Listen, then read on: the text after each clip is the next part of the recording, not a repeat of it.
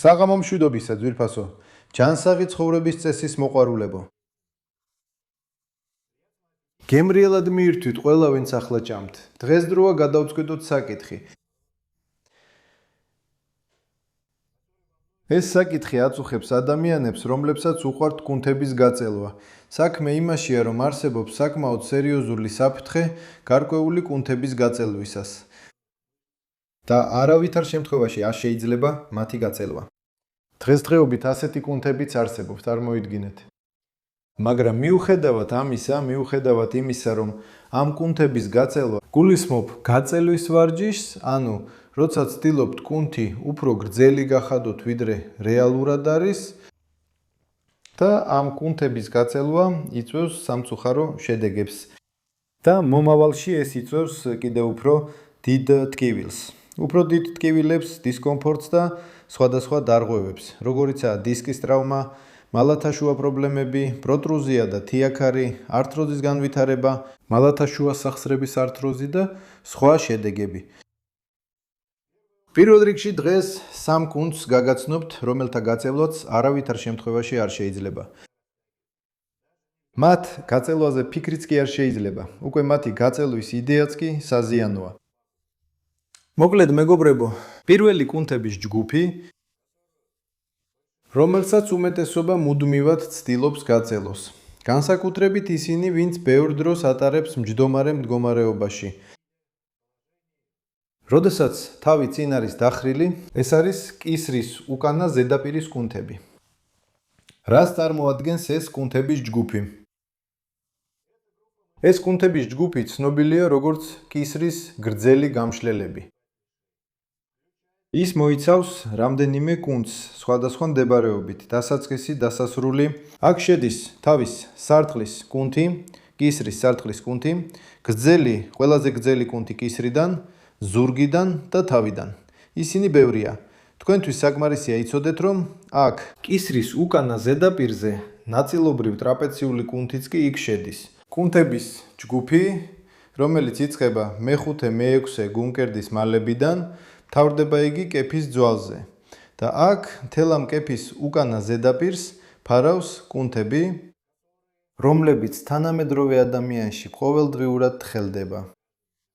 როგორც თოვლი ახლა დნება გაზაფხულის მზის სიცხეზე და ჩქეფს ნაკადულები, ასევე ყოველ წამს კისრის გამშლელი კუნთების მოცულობა შეუბრალებლად მცირდება სამწუხაროდ. ჩვენთან, თქვენთან, ჩემთან არა. იმიტომ რომ მე ვაკეთებ იმას, რაც საჭიროა და თქვენც ახლა ამას ჩემთან ერთად გააკეთებთ. საქმე იმაშია, რომ თავის წინ გადახრა, აი თუ ასე დავხატავთ ადამიანს, რომელიც წინ აქვს თავი დახრილი,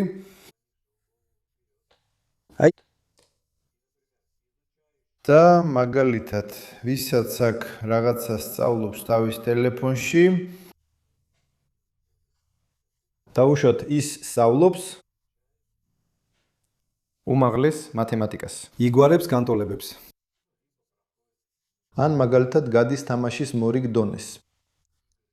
ესეც რაც არანაკლებ მნიშვნელოვანია. ამ მდგომარეობაში ის დროთა განმავლობაში გრძნობს დაღლილობას. კისრის უკანა ზედაპირის კუნთები, კისრის გამშლელები. აი ეს კუნთები მას უღლება. და პირველი რაც თავში მოდის, რომ კუნთი მოადუნო, უნდა გაწელო და დროებით უადვილდება. მაგრამ მას არ აეჭვებს ის ფაქტი, რომ მდგომარეობა, რომელმაც გამოიწვია დაღლილობა, ზუსტად ისეთივეა, როგორიც ის მდგომარეობა, რომელშიც ის კუნთებს იწელავს. ანუ დროთა განმავლობაში მრუდი, რომელსაც ეწოდება კისრის ლორდოზი, ხო? მაგრამ დიახ. ხო, კისრის ლორდოზი არ ნიშნავს იმას, რომ ყველაფერი კარგადაა. მაგრამ მისი არარსებობაც მიუთითებს იმაზე, რომ უკვე კუნთებში სისუსტე დაიწყო. ანუ გასწორებული კისრის ლორდოზი, განსაკუთრებით თუ მაგნიტურ რეზონანსულ ტომოგრაფიაზე ნახავთ, რომ აღწერილია გასწორებული კისრის ლორდოზი, პანიკაში ჩავარდნა არ ვის. იმიტომ რომ როცა ჩვენ წვევით, მით უმეტეს თუ თავქვეშ კიდევ რამეს გვიდებენ, ბალიშს, ხო? თქვენ არ წვევით ბრტყელ ზედაპირზე. ხოლო თავქვეშ რაღაც გიდევთ, ის პრინციპში გასწორდება. ანუ როცა თავი წინ იხრება, ის ავტომატურად იხრება. ანუ გასწორებული ლორდოზი ნიშნავს კისრის მოხრას. აი ეს. ამას გასწორებულ ლორდოზსაც ეძახიან. და როცა ცისკენ ვიყურებით, აი აქეთ ცხვირი იქით გაქვთ მიმართული თვარისკენ მაგალითად ან კასიოპეას ვარსკვლავისკენ. ან დიდი ძაღლის თანავარსკვლავედისკენ მაგალითად, აი თქვენ ზევით უყურებთ. ან უბრალოდ ჭერზე ობობის ქსელს აკვირდებით. ამ მდგომარეობაში სწორედ გაშლა ხდება. ანუ კისერი შეიძლება იყოს მოხრის ან გაშლის მდგომარეობაში. მაგრამ ნელ-ნელა ასეთი ადამიანისთვის ჩვეული ხდება მოხრის მდგომარეობა. მაშინაც კი როცა დროთა განმავლობაში წინ იყულება, მისი კისერი მაინც მოხრილ მდგომარეობაშია. დანარჩენი ტანი ასეთ ჩიის მაგვარ ფორმას იღებს, ხომ ასეა, როგორც გლისტი. ეს ყველაფერი ამ თქვენი ინტერნეტის ბრალია. აი ეს ყველაფერი. გასაგებია. და შემდეგ წიგნები იმიტომ უნდა წაიკითხო. კლასიკური ლიტერატურა უნდა ისწავლო. ომი და მშვიდობა. ვინ წაიკითხა, ასე რომ მე არ წამიკითხავს, თავად, მაგრამ ძალიან სასარგებლოა. საერთოდ და ჩნდება პათოლოგიური სურვილი გაიწელო. და მაგრამ ამ მომენტში იმის გამო რომ თვითონ კუნთები ძალიან სუსტია, მოხდება გაწელვა არამხოლოდ მათი. არამხოლოდ ისინი. უფრო სწორად რო ვთქვათ, აქ კიდევ ხდება იოგოვანი აპარატის გაწელვა. სახსრებს შორის იქ იოგებია განლაგებული და ნელ-ნელა ვითარდება ჰიპერმობილობა, კისრის არასტაბილურობა, ჭრიალი. დროთა განმავლობაში გიჩნდება სურვილი, რომ კიდევ გააჩრიჭინო, შემდეგ ჩნდება სურვილი, რომ გვერდითაც ასე გააჭიმო. იმიტომ რომ ჩნდება სახსრების პათოლოგიური მოძრობა. ანუ ნორმაში ის უნდა მოძრაობდეს ერთი კუთხით, ან თქვათ ორი კუთხით და ჩნდება მოძრაობის ახალი დიაპაზონები, რომლებიც საერთოდ არ უნდა არსებობდეს. და გონიათ რომ ეს უნდა გაზარდოთ და კიდევ უფრო აძლიერებთ თქვენი კისრის მორკევას სხვადასხვა მიმადასხვა მიმართულებით. მაგრამ ამ დროს ზოგი მალა სულ დროის განმავლობაში უძრავია, ნაწილი კი ზედმეტად მოძრაობს. პირველი, ან ვის რაც უკვე გაიგეთ, ხო? აი ეს არის გაწელვა, აი ესე. როცა ჩვენ მას შემდეგ რაც დიდხანს ვიყავით ამ მდგომარეობაში, ვიჯექით და უყურებდით ქვემოთ. არ უნდა გაწელოთ კისერი ასე, ასე წინ კისერი. აი ასე. გაწელვა დღევანდელი დღიდან აკრძალულია. პირველი. მეორე, კიდევ რის გაწელვა უნდებათ ხოლმე ხშირად უკვე არამხოლოდ ბუღალტრებს ვთქვათ, ან ოფისის თანამშრომლებს. მაგრამ თუნდაც ფიტნესის მოყვარულებსაც. მათ, ვინც გადაწყვეტა თავისი ცხოვრება ჯანმრთელობის გაუმჯობესებას მიუძღვნეს. ჯანსაღი ცხოვრების წესს. და მაგალითად იოგა, პილატესი, ესეც ამ ყველაფერს მიეკუთვნება. ანუ დიდი ყურადღება ეთმობა ბარძაპის უკანა ზედაპირის კუნთების გაწელვას. რა იწელება იქ? თუ ყურადღებით დავაკვირდებით, რა გვაქვს ბარძაყის უკანა ზედაპირზე, ჩვენ აღმოვაჩენთ, შეგვიძლია ვთქვათ, რომ არის ორი კუნთოვანი ჯგუფი, ეს არის ბარძაყის ორთავა კუნთი, გარე ჯგუფი და ორი კუნთი, ნახევრად მყესოვანი, ნახევრად გარსოვანი. ნაწილობრივ ნაწილი გამშლელი, ნაწილი მიმყვანი კუნთისა. აქ კი რამდენიმეა, ანუ მიმყვანი კუნთების ჯგუფიც აქ შიგნით მდებარეობს. საქმე იმაშია, რომ ეს ყველაფერი თანაბრად განვითარებული არ არის. ხშირად ხდება ისე, რომ ბარძაყის ორთავა კუნთი მოცულობით მნიშვნელოვნად ჩამორჩება. ნახევრად უკესოვანი და ნახევრად გარსოვანი. თავისებურება იმაშია, რომ აქ ყველა ამ კუნთს შორის გადის საჯდომი ნერვი. ეს ნერვი მიდრეკილია კომპრესიისკენ, რომელიც შეიძლება მოხდეს არამხოლოდ მსხლისებრი კუნთის დონეზე, არამედ აქაც ბარძაყის კუნთების დონეზე. ბარძაყის გამშლელები არის კუნთების ჯგუფი, ასევე ამ სახელითაც არიან ცნობილი ისინი. და თუ თქვენ იწყებთ მათ გაწელვას, მაგრამ ამ დროს თქვენთან საჯდომი ნერვი ოდნავ იჩქლიტება, თუნდაც მსხლისებრი კუნთის მიერ, ეს გამოიწვევს ბარძაყის გამშლელის ტრავმას. ამიტომ სანამ დაიწყებთ ბარძაყის უკანა ზედაპირის გაწელვას, არსებობს ასეთი ტესტი, რომელიც გეტყვით.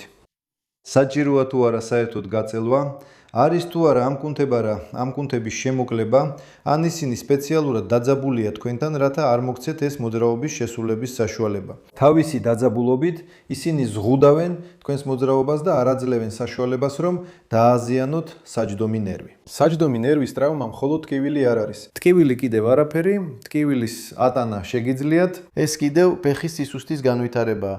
ამას ატანაც რომ შეძლოთ, თუ ნერვი დაზიანებულია, ფეხი მაინც ვერ იმოძრავებს. დროთა განმავლობაში ფეხებში სისუსტე განვითარდება. რა უნდა გააკეთოთ? ნახეთ. ასეთი ტესტია. იღებთ და ცდილობთ წინ გადაიხაროთ. ზომავთ მოძრაობის მოცულობას დაახლოებით, მაგრამ შეგიძლიათ მაგალითად ასე. იმის მიხედვით, როგორც თქვენ რომელ დონემდე წუდებით. მაგალითად, აქამდე. ცვივზე შეიძლება. ან უბრალოდ ასე წინ მაგალითად. დიახ. დააკვირდით დაახლოებით რა დროის შემდეგ დაიწყება დაჭიმულობა. ან სწორედ ბარძაკის უკანა ზედაპირზე. ან მუხლის არეში. ან ზურგში. პირველი, შემდეგ იღებთ, მუცელს შიგნით სწევთ. ცოტათი. ამოძაბავთ, რომ დარჩეს ამ მდგომარეობაში. და შეწეული მუცლითაც იგივე სცადეთ გააკეთოთ. დააკვირდით განსხვავდება თუ არა დახრის ამპლიტუდა. თუ შეწეული მუცლით. თქვენ უკეთესად ახერხებთ დახრას. მაშინ პირველ რიგში თქვენ გჭირდებათ. მუცლის კუნთების ვარჯიში უნდა დაიწყოთ და არა ბარძაკის უკანა ზედაპირის გაწელვა. იმიტომ რომ მუცელი იმდენად დასუსტდა, რომ თქვენი მენჯი გადაბრუნდა ასე წინ. ეს ყველაფერი მოხდა წელის კვადრატული კუნთი. ბარძაკი დაიჭიმა იმის გამო, რომ მენჯი ასე გადაბრუნდა წინ. გესმით? გაიწელა კუნთი. რეფლექსურად დაიძაბა, ასეთი სიტუაციებიც ხდება, როგორც ჩანს. ვინ იფიქრებდა? მაგრამ ხედავთ, ეხლა უკვე იცით, რომ ასეთი რაღაცები ხდება. ყოველ დღე, აი ასე. და ბოლოს კი არ ვიღს გაწელვა, მაგრამ ზოგჯერ ძალიან გინდა. ეს სწორედ ეს მოძრაობებია. ასევე, უკვე ასე ხშირად აღარ არის გავრცელებული, მაგრამ მაინც ხდება. ანუ კუნთები ბეჭებს შორის. ასეც ხდება, რომ ხანგრძლივი ხელის მოძრაობების დროს ჩნდება დაძაბულობის შეგრძნება. სწორედ ამ არეში. აი აქ, ბეჭებს შორის. ოდნავ ქვემოთ და თავში მოდის აზრი. გაწელო ეს არე. რატომ ჩნდება იქ დაძაბულობა? იმიტომ რომ პირველ რიგში ყველაზე ხშირი მიზეზი ეს ყველაფერი იღლება. იღლება რატომ? იმიტომ რომ ყველაფერი სუსტია. რაც უფრო სუსტია კუნთი, მით უფრო ადრე დაიღლება. რა კუნთებია აქ? რომბისებრი, ტრაპეციული, აი აქ ცოტა ქვემოთ და ზურგის უგანიერესი კუნთიც მონაწილეობს სტაბილიზაციაში და ხერხემლის გასწვრივ ასე გადის. ზურგის გამშლელები. აი აქ გვერდითაც ცოტათი არის გამშლელების ნაწილი. თეძო ნეკნოვანი კუნთი. როდესაც ეს ყველაფერი საკმარისად კარგად არ არის განვითარებული და ის ნამდვილად არ არის კარგად განვითარებული, ბევრ ადამიანს ზურგის უგანიერესი კუნთი ხშირად ისეა, რომ მთელი დღის განმავლობაში ერთხელაც არ იძაბება. ქვედა ტრაპეციაც ასევე. იმიტომ რომ ყოველდღიურ ცხოვრებაში უბრალოდ არ არის ასეთი მოძრაობები. ასეთი პრაქტიკულად არ არსებობს. ამიტომ, როცა რაღაცას ხელებით აკეთებთ და აქ გრძნობთ დაძაბულობას, არ უნდა სცადოთ ყველა ამ კუნთის გაწევლა. პირიქით, საჭიროა მათზე დატვირთვის მიცემა. მოეცით მათ დასვენების შესაძლებლობა. ისინი ისვენებენ მაშინ, როცა მათი მიმაგრების ადგილები ერთმანეთს უახლოვდება. შეიძლება იმის ნაცვლად, რომ უკან გააჭიმოთ. როგორც გინდათ. შეგიძლიათ პირიქით, აქ წინ გააჭიმოთ, როცა გუმკერდის კუნთებს გაიჭიმავთ, ეს შეგიძლიათ გააკეთოთ კარის ჩარჩოში. მაგალითად, ასე დადგეთ, შეგიძლიათ თითო ხელით, შეგიძლიათ ორივე ხელით ერთდროულად. აი ასე დააყრდნოთ ხელი კარის ჩარჩოზე და ასე გაიჭიმოთ. ოდნავ წინ გადაინაცვლეთ, ზურგში ბეჭები ერთმანეთს შეერთდება, წინა მხარეს კერდის კუნთები გაიწელება და სწორედ ამ მდგომარეობაში ისინი მოეშვებიან. მაგრამ მომავალში სასურველია რომ გახადოთ ისინი უფრო ძლიერები, როგორ სხვადასხვა ვარჯიში ბეჭების შეკრებაზე. ასევე ვარჯიშები, სადაც რეზინს თავისკენ გაჩავთ, ბეჭებს აერთებთ. ეს ყველა ვარჯიში სხვათა შორის და კიდევ ბევრი სხვა თქვენი სხეულის ყველა ნაწილზეა. ბმული აღწერაშია. უკვე სპეციალურად თქვენთვისაა მომზადებული. ვარჯიშების სრული კომპლექსი. 2 დღე უფასო წვდომა. გთხოვთ. თუ დაინტერესდით. და იქ ყველაფერი არის. და ამგვარად. 3 კუნთების ჯგუფი, რომლებიც არავითარ შემთხვევაში არ უნდა გაიწელოს. ბარძაყის უკანა ზედაპირი არის ნიუანსები. გაწელვა შეიძლება, მაგრამ ჯერ უნდა შეამოწმოთ. სხვა რამე ხომ არ არის, რა უნდა გავაკეთოთ მაინც? რით შევცვალოთ გაწელვა? გაწელვა უმჯობესია შეცვალოთ. თუ ასეთი პრობლემები გაქვთ. თვით მასაჟით ვიღებთ, მაგალითად ბურთი, მასაჟისთვის, შეიძლება ტენისის ბურთიც, შეიძლება. ეხლა სპეციალური მასაჟისთვის არსებობს კუნთები. არა კუნთები, ბურთულები. ვათავსებთ მათ, პოულობთ მტკივნეულ წერტილებს, ვათავსებთ T, მაგალითად, კედელსა და სხეულს შორის. აი ასე. მტკივნეულ წერტილზე კუნთზე. დავაწექით, დავიჭირეთ, მოძრაობა, გვერდებზე გავაკეთეთ, მოვადუნეთ, იმიტომ რომ კუნთი იშვიათად მთლიანად მტკივნეულია, იქ ჩვეულებრივ ცალკეული უბნებია. დაჭიმული, აი ისინი უნდა მოვადუნოთ, იგივე უკანა ბარძაყის ზედაპირზეც. იღებთ ბურთს თავდაპირველად ხელში, სხეთხართ სკამზე, სადმე. ადგამთ მას ბარძაყის უკანა ზედაპირს შორის. ზედაპირს, სკამის, მაგიდის და აი ასე. ფეხს აქეთ-იქით ამოდრავებთ, ამუშავებთ. ზემოთ ადიხართ, იქ იქნება უფრო მტკივნეული ადგილები, იქნება ნაკლებად მტკივნეული ადგილებიც. თქვენ უნდა იპოვოთ და აღმოფხრათ. როგორ უნდა აღმოფხრათ? იპოვეთ მტკივნეული წერტილი, დააწექით. ძალიან ძლიერად დაჭერა არ არის საჭირო, მთელი ძალით არა, ისე რომ ძალიან გტკიოდეთ. იპოვეთ და ასე დაიჭირეთ. გაყავით ბარძაყის 3 ნაწილად: შუა ნაწილი, გარე ნაწილი, შიდა ნაწილი. და ყველა ამ წერტილზე გადადით. მოძებნეთ სად გტკივათ და სად არა. ბეჭებს შორისაც იგივეა. ეს ყველაზე მოსახერხებელია კედელთან ახლოს გაკეთება, კედელსა და ელსა და ზურგს შორის. აი ასე ბურთი დაადეთ და ასევე გვერდიდან გვერდზე. ერთხელ. ასე ფრთხილად ყველაფერს ამუშავებთ. კისერი როგორ დავასვენოთ, რომელიც ხშირად გეღლებათ. იღებთ ვალიქს, მაგალითად. აი პირდაპირ გაჩვენებთ, მაშინვე. ჰოპ. მაგალითად პირსახოციდან აი ეს მეორე მხრიდან აღმოჩნდა, რაც გინდა. აკეთებთ აი ესეთ რულონს. სიმაღლე არ არის საკმარისი. კარგია, თუ უფრო დიდი იქნება, ვალიკი, აი, სჯობს რომ უფრო დიდი იყოს. აი. ანუ თქვენ უბრალოდ უნდა იყოთ გარკვეული დროით იმ მდგომარეობის საპირისპირო მდგომარეობაში, რომელშიც დიდი ხანი იმყოფებოდით. კისრის ქვეშ ასე დადეთ. აი ესე. და ასე დაწექით. უბრალოდ რომ ეს თქვენი მოღუნულობა ცოტა ისევ გაჩნდეს თქვენს კისერში. და სულ ეს არის. იწექით, დაისვენეთ. და ნელ-ნელა ეს კუნთები მოგეშვებათ, მაგრამ ასევე როცა ბურთით ამ ადგილებს დაამუშავებთ, ესაც კარგია კისრისთვის, რადგან კისრის გამშლელები აქედან იწყება. გულმკერდის ნაწილიდან. მოკლედ მეგობრებო, თუ ახლა გაგიჩნდათ სურვილილი გაიგოთ, რომელი კუნთები უნდა გაჭიმოთ პირველ რიგში, კომენტარებში თქვენი სურვილი დააფიქსირეთ, გამოხატეთ, დაწერეთ.